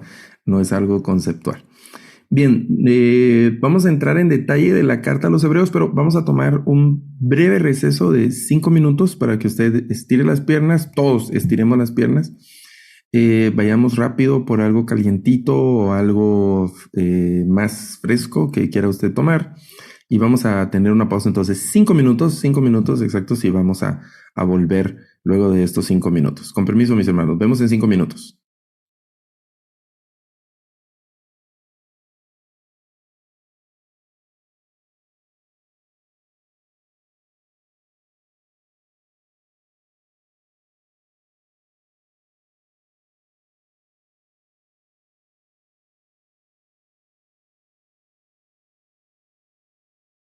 Encontrarás todos tus cursos activos. Selecciona una de las tarjetas. Aquí encuentra toda la información de tu curso, como descripción, el horario de la clase. Muy bien, hermanos, estamos ya de regreso entonces para continuar con el desarrollo de nuestra clase. Voy a compartir aquí la pantalla recordándoles siempre que pueden escribir las preguntas que ustedes tienen en el chat, tomar nota en su libreta, donde su hoja de apuntes, o esperar también a que nos detengamos ya al final de esta clase para hacer una pregunta verbal. Voy a compartir mi pantalla para entrar en detalle de lo que nos corresponde de la carta a los hebreos. Quiero decirles que en el programa vamos a tener la siguiente semana la continuación de la carta a los hebreos, porque es una carta muy amplia también y necesitamos dedicarle un poco más de tiempo. Hoy también hemos hecho una buena introducción, aunque apenas nos hemos asomado a algunas cosas, pero una introducción, en fin, de las cartas generales como tal, ¿verdad? Entonces vamos a acercarnos a la carta o epístola a los hebreos, que es la primera epístola que vamos a estar estudiando. Y también les recuerdo que durante esta semana la tarea de lectura obligatoria es leer la carta completa a los hebreos. Y si usted la puede leer más de una vez, o si la puede leer en más de una versión, mucho mejor. Pero la tarea es leerla completa, no se quede a medias. Yo sé que hay pasajes que van a llamar nuestra atención y que ahí nos vamos a detener un poco más, pero la idea es que la leamos de manera completa, que avancemos en la lectura de Hebreos y que nos enteremos de todo lo que hay capítulo a capítulo. Les sugiero que puede tomar una hoja, aunque de la lectura no habrá que entregar nada todavía, pero sí leer la carta es lo más importante. Pero sí, mientras usted va leyendo, puede ir tomando nota de aspectos que le llamen la atención de capítulo a capítulo y puede ir haciendo conexiones entre capítulos también de las líneas temáticas que en Hebreos van fluyendo. Bien, inicialmente hay que mencionar que Hebreos, y eso es algo como una percepción también como muy personal, si ustedes quieren, ¿no? Parece ser uno de los libros o más difíciles de entender y también uno de los más difíciles de relacionar con el mundo moderno. El libro de la carta a los Hebreos. Y vamos a ir viendo por qué yo inicio este estudio de la carta a los Hebreos con esa declaración. Y de hecho eso debe llevarnos o amerita a que nosotros también le dediquemos más tiempo a la carta y que mayor interés pongamos en la carta, la carta a los Hebreos. Uno de los aspectos relevantes de la carta a los Hebreos son las citas que tiene del Antiguo Testamento. Creo que es la carta del Nuevo Testamento que tiene mayor cantidad de citas al Antiguo Testamento. La carta a los Hebreos, eso vamos a hablar un poquito más adelante con una de las formas en las que se citaban. Los rabinos citaban los textos del Antiguo Testamento, entre los rabinos, ¿no? De cómo se citaban las mismas citas. Recordemos que el judaísmo no reconoce el Nuevo Testamento como canónico, como algo sagrado, y para ellos se les hace una ofensa y una especie de sacrilegio decir que los textos del Nuevo Testamento tienen el mismo valor que el Antiguo Testamento. Yo escuché decir a un judío hace algunos años, era un embajador de Israel aquí en Guatemala, en un discurso, era un discurso político, digamos. El discurso me llamó la atención porque él dice, bueno, espero que mi rabino, cita el embajador, espero que mi rabino me perdone. Y luego citó el evangelio cuando dice, ¿cuál hombre sabio no se sienta primero y calcula el precio de una torre y así? Entonces citó a Jesús en los evangelios, pero antes de citarlo se disculpó con su rabino, ¿verdad? Entonces llama la atención esos detalles. Entonces, la carta a los Hebreos parece ser el libro, el texto del Nuevo Testamento con mayores referencias al Antiguo Testamento.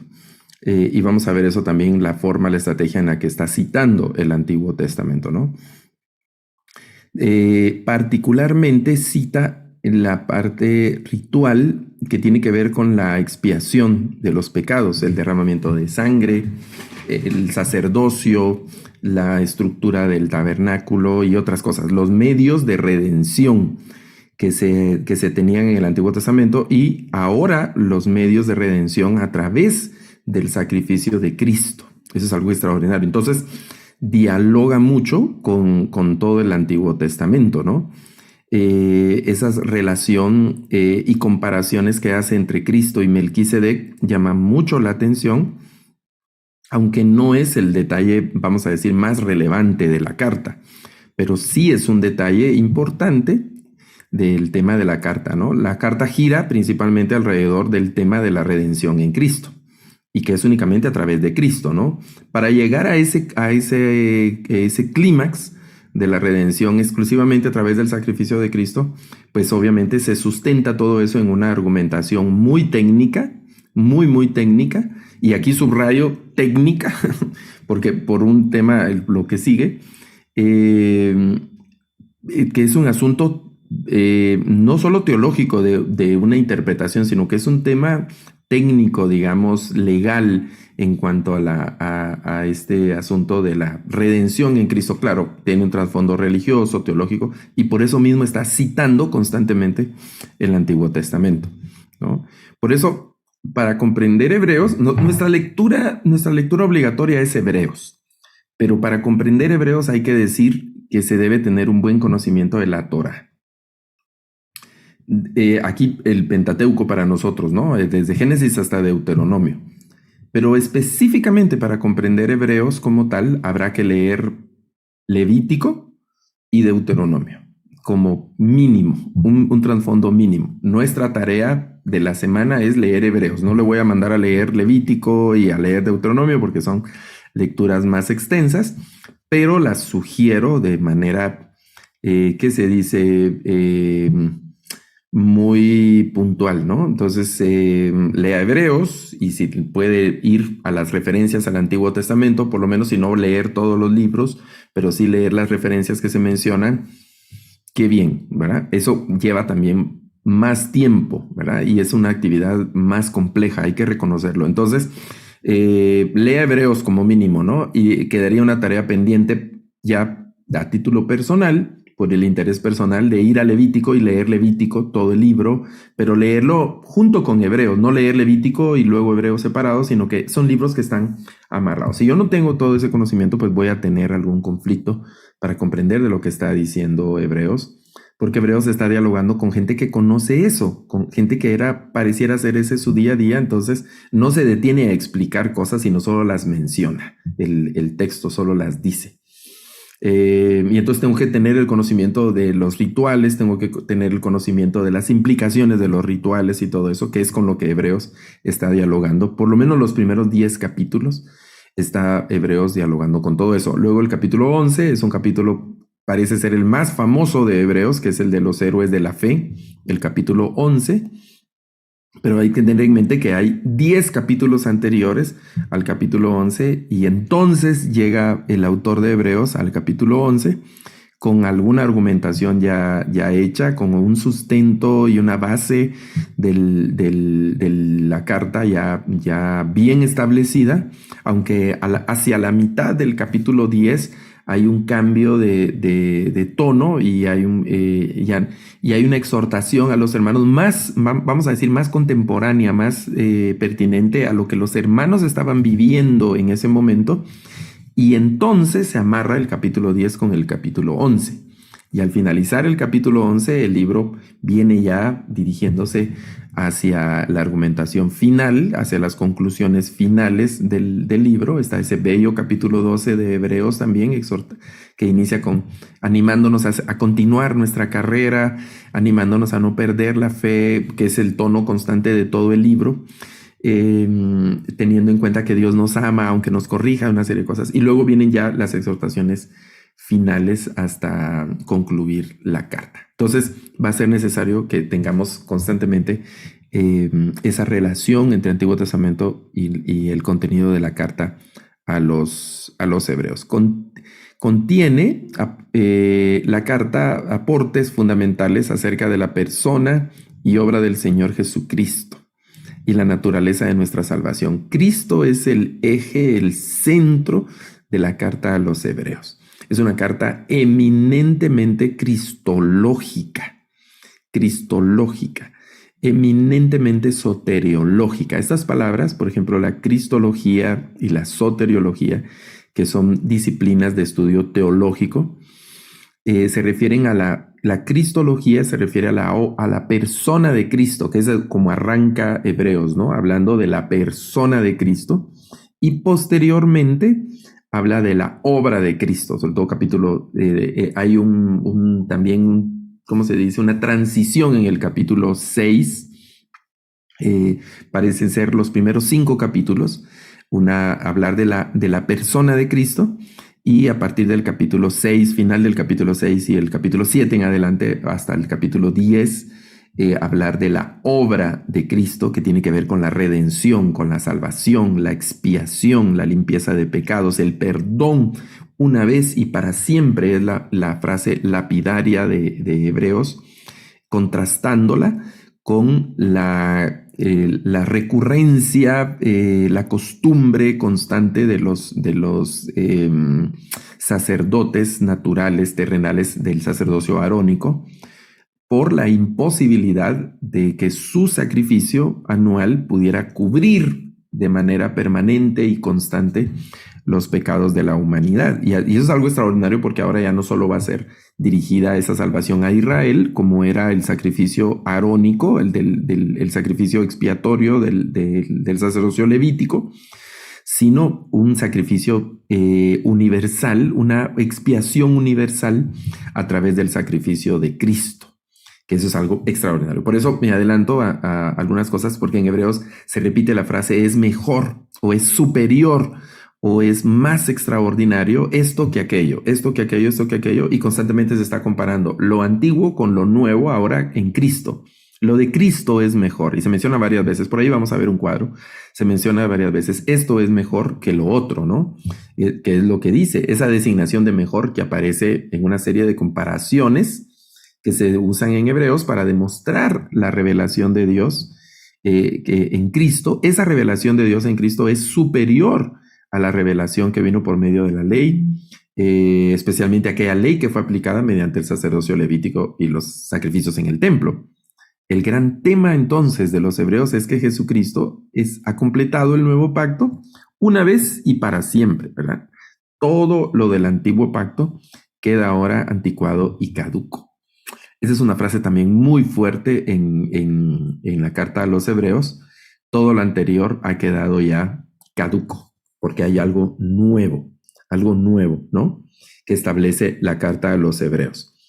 Principalmente el tema ritual, a eso se refiere la carta a los hebreos. Entonces hay un listado, y esto puede cambiar dependiendo de la versión que utilicemos. Si recuerdo, yo hice este listado, bueno, este lo publiqué en el 2017 en una publicación en las redes sociales, pero los listados pueden cambiar. Si recuerdo bien, este se hizo basado en la Reina Valera 60, pero cuando uno lee en otras versiones no usan la expresión es mejor, ¿verdad? O mejor esto que aquello. Usan expresiones similares, pero si uno va atento puede irlas encontrando ahí en la lectura. Ustedes tienen esta presentación, entonces pueden guiarse por las citas de este listado que fue elaborado. Mejores cosas, tenemos una mejor esperanza, mejor ministerio, hay un mejor pacto, mejores promesas, una mejor herencia, una mejor patria, una mejor resurrección, un mejor sacrificio y un mejor testimonio que aparecen en el texto, ¿no? Y desde aquí hay que decir, no tenemos nada, en absoluto, nada que envidiarle al antiguo pacto.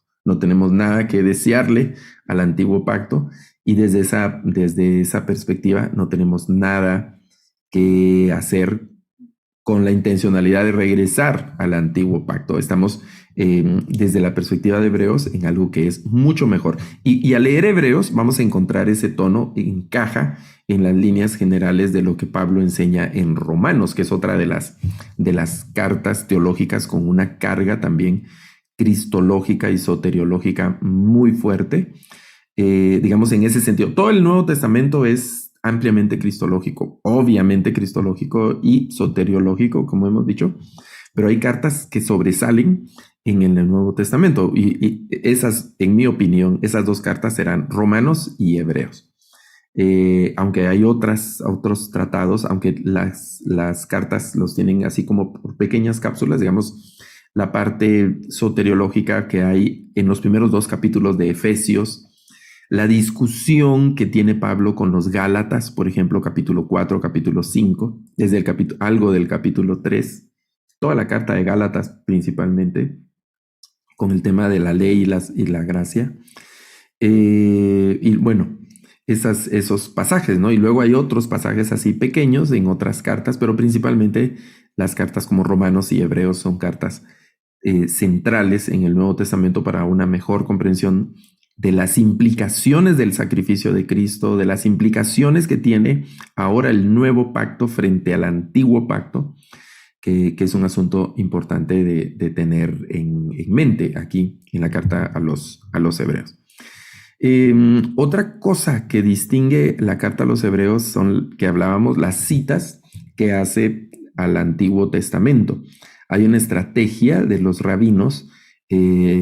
Los midrash se dice que son redacciones que se hacen, reflexiones y citas, discusiones de temas de las escrituras. Esto surge antes de Cristo. Se considera que la historia de los midrash arrancan también unos 250 años antes de Cristo.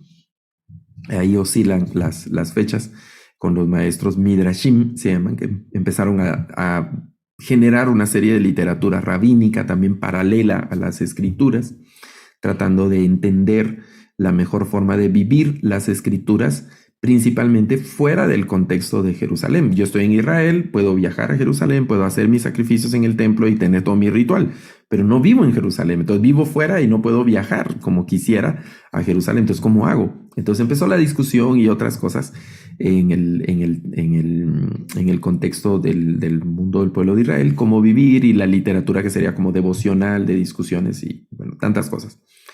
Y entre estas estrategias exegéticas, hermenéuticas que van desarrollaron algunas reglas para citar, entender, estudiar las escrituras mismas, y entre ellas hay unas que se llaman los famosos Midrash Pesher, que es como darle un nuevo sentido a la interpretación de los textos en un contexto contemporáneo. Voy a tomar un texto principalmente profético del Antiguo Testamento y de hace siglos, pero lo voy a interpretar a la luz de los acontecimientos de ahora.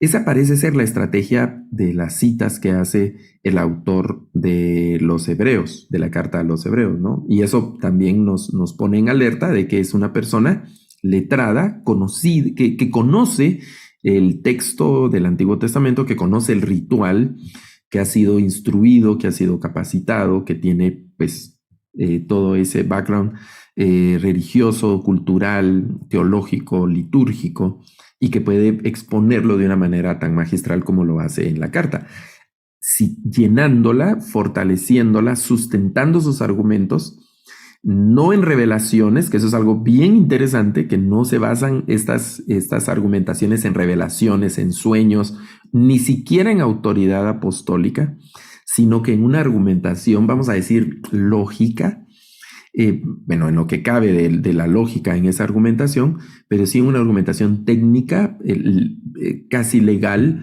de decir esto es por aquello y esto es por aquello y esto por aquello, y por eso se llena la carta de citas, y cuando uno sigue esas citas puede encontrar más de 60 referencias del Antiguo Testamento, citas directas y referencias del Antiguo Testamento, solamente en la carta a los Hebreos.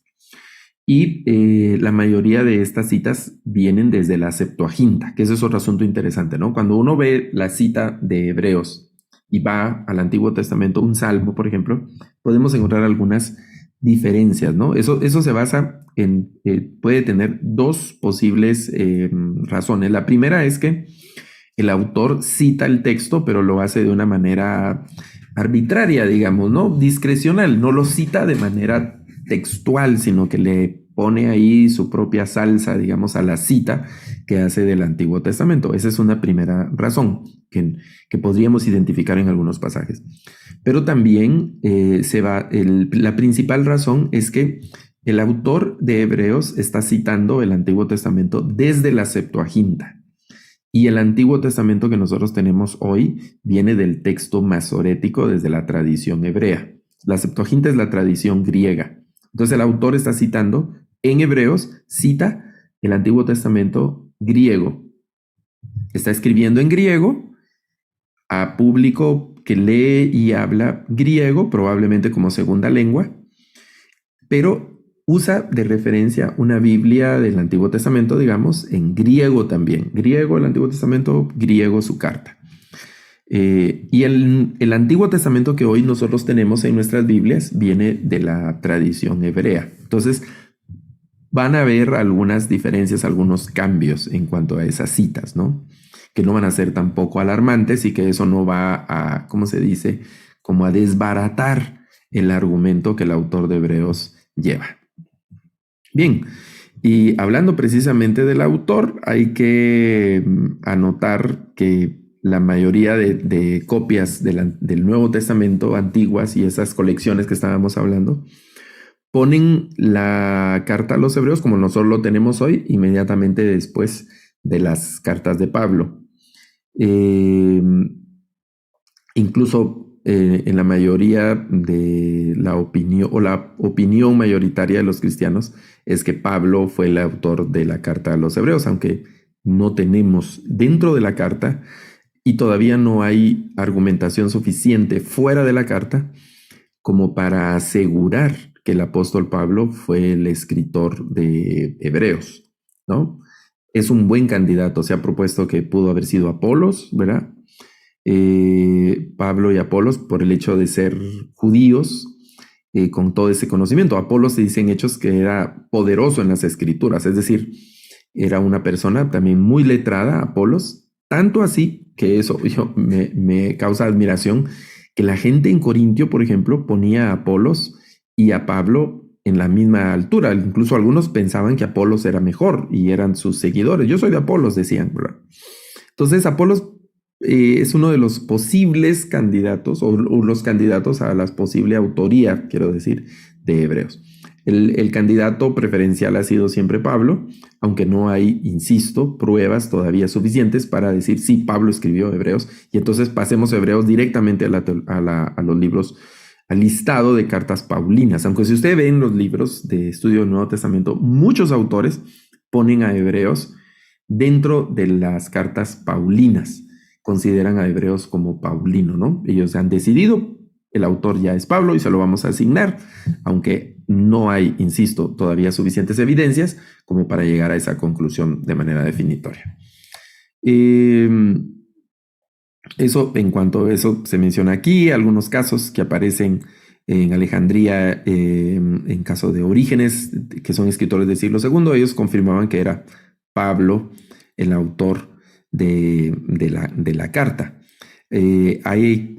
Claro que hay diferencias entre los escritos en cuanto al tono, la manera de redacción, pues la temática no le era indiferente a Pablo, porque recordemos que él era judío, era fariseo, muy celoso de todas estas costumbres y todos estos ritos, pero aún así sí hay algunas diferencias de estilo en cuanto a la redacción de Pablo y lo que encontramos en hebreo.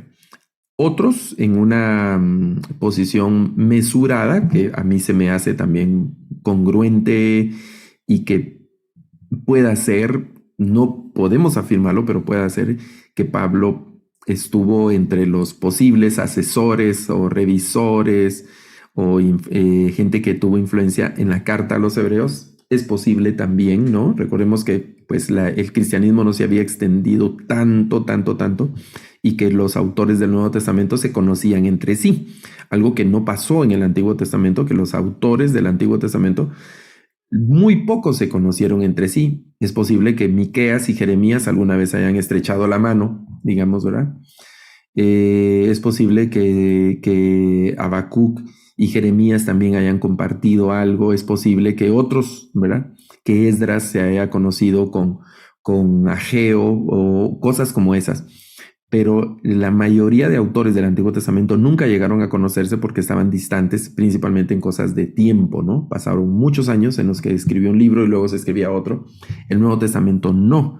El Nuevo Testamento se escribe, de escribirse, en un periodo de unos 60 años aproximadamente se escribe el Nuevo Testamento y la mayoría de autores se conocen entre sí. Es decir, Juan conocía a Pedro, Pedro conocía a Santiago, Santiago conocía a Lucas, Lucas andaba con Pablo, Pablo conoció a Pedro y a Juan, ¿verdad? Tuvieron ahí sus encuentros interesantes. De hecho, Pablo fue al concilio de Jerusalén donde estaban todos los apóstoles y los líderes principales de la iglesia. Entonces no era gente desconocida, ¿verdad?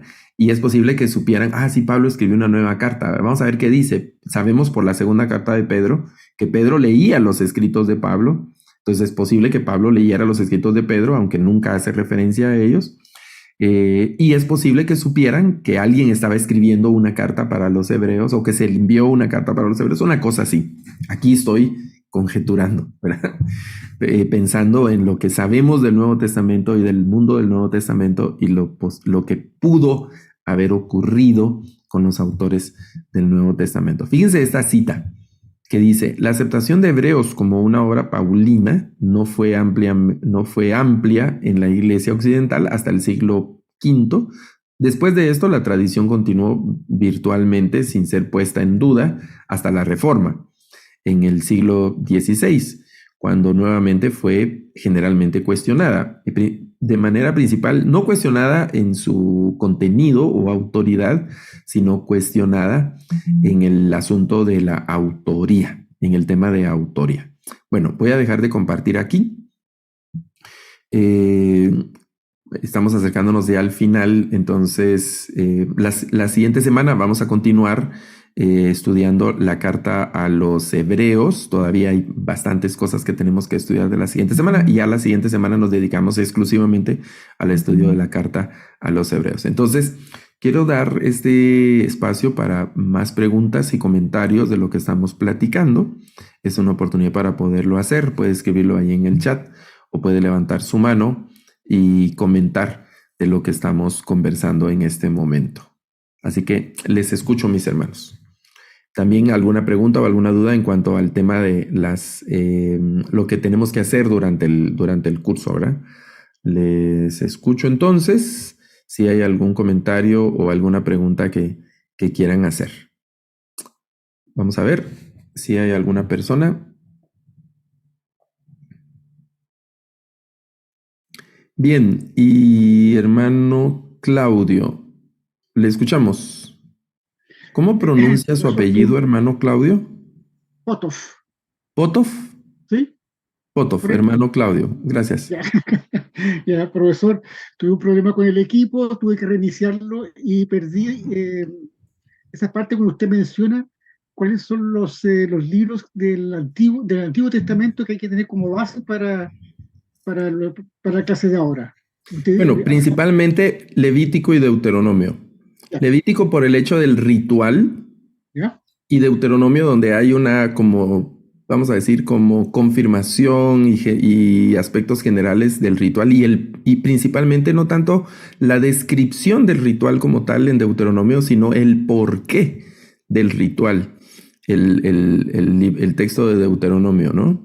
Pero principalmente Levítico y Deuteronomio habrá que tenerlos en mente al momento de leer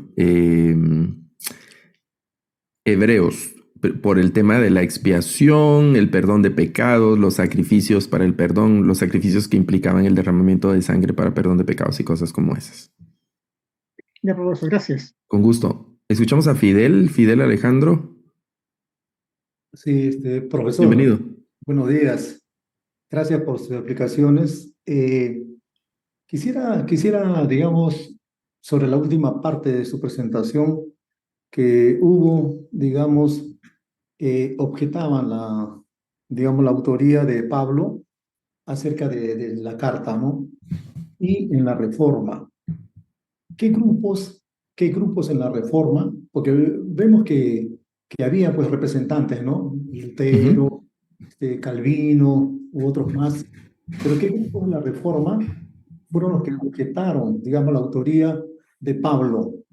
Habida cuenta de que en ese entonces, en la Reforma inclusive, la posición judía fue muy contraria a lo de la Reforma, hasta que Lutero inclusive sacó una carta en contra de los judíos, bueno, que usada por Hitler ya más adelante es otro tema.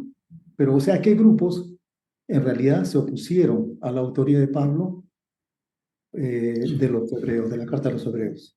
Bueno,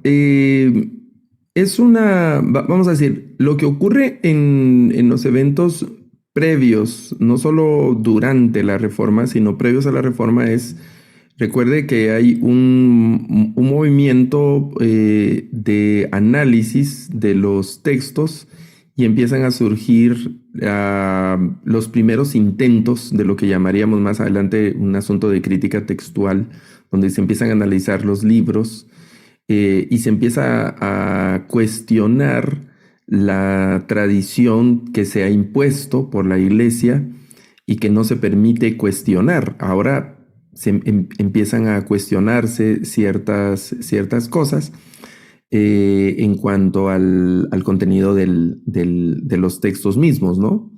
En la misma proliferación de algunos estudios como los que hizo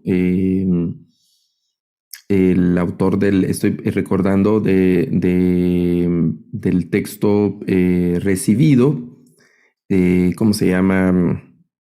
El texto Receptus de Erasmo, ¿verdad? Como un proceso de más no orientado ni dominado por el dogma, sino más orientado por el cuestionamiento, por el razonamiento, que obviamente la Iglesia luchó para que eso no ocurriera. Entonces, estas posibilidades que luego se abren tienen mayor amplitud en la Reforma, fueron permitiendo que se cuestionaran cosas como la autoría de Hebreos, por ejemplo, tradicionalmente asignada al apóstol Pablo. Ahora, al analizar la carta, y no hay vamos a decir, bueno, Lutero lo hace, recuerden la lucha de Lutero en el estudio del Nuevo Testamento, su amor por Romanos, su desdén por Santiago, y de alguna forma también su desdén por los judíos, aunque no llegó estrictamente, y ahí pues depende de las perspectivas, creo yo, pero no podríamos hablar de un Lutero completamente antisemita, ¿verdad? Que fue la interpretación que hicieron los nazis, aunque sí tenía sus reservas don Lutero, ¿verdad? Como las tuvo, las siguieron teniendo luego Calvino y otros. Pero no tenemos exactamente la señalización de un grupo que se diga este grupo, ¿no? Parece ser Lutero también el que se suma a la fila de los que pensaban, no puede ser Pablo el autor, no podemos asignar a Pablo de manera, ¿qué se dice?, consciente o totalmente objetiva o categórica la autoría de Hebreos. Se pone, junto con Hebreos, se pone en juicio y posterior a la Reforma, con los análisis que les decía de lo que se conoce más adelante como la crítica textual, cuando se empiezan a analizar manuscritos, textos y empiezan a surgir las traducciones. Otras cartas, ¿no? Como Santiago, la autoría incluso de Efesios, que se pone en duda de Pablo, con estos personajes, ¿verdad? Pero surge a partir de la fecha de la Reforma, aunque no lo podemos asignar completamente en la Reforma, pero sí a partir de la Reforma, aunque hay algunos eventos previos a ellos, a la Reforma, que se conoce principalmente la fecha de 1517, ¿verdad? Como la fecha icónica, en octubre de 1517, la fecha icónica, pero en ese movimiento es donde se empiezan a dar estas conjeturas. ¿Ok? Entonces vamos a escuchar. Si tienen alguna pregunta, tenemos un par de minutos todavía para que podamos escuchar alguna pregunta. Si no hay alguna pregunta, les recuerdo entonces, por favor, durante la semana estén conectados al campus bíblico para realizar las actividades que ahí están. Van a encontrar esta semana un foro donde deben responder unas preguntas que están basadas en la clase de esta mañana.